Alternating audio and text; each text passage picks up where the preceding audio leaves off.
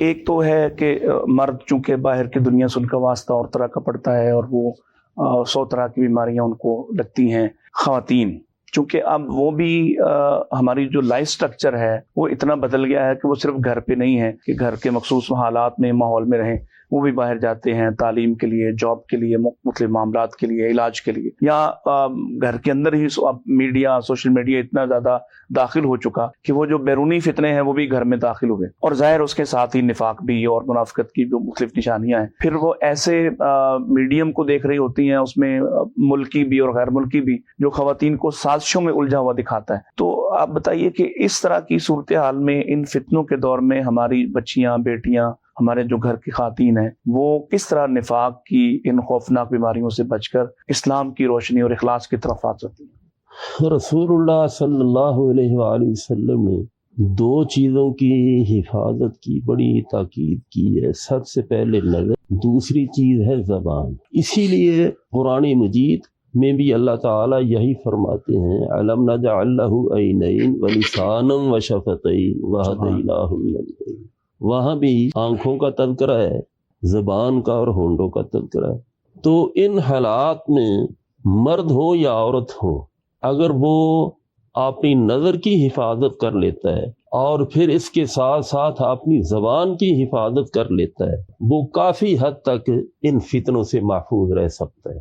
اگر آپ احادیث رسول کا مطالعہ کریں، ان کا جو خلاصہ نکلتا ہے نا، وہ یہ ہے کہ جب انسان صبح کرتا ہے تو سارے اعضاء جو ہیں وہ آپ اس طرح کہہ لیں کہ زبان کے سامنے ہاتھ جوڑ اللہ اللہ کہ ہمارے بارے میں تو اللہ سے ڈرتی رہنا. تو چونکہ زبان جو ہے جب اس کی حفاظت نہیں ہوتی تو یہ مختلف بیماریوں کی طرف، مختلف فطروں کی طرف انسان کو لے جاتی ہے.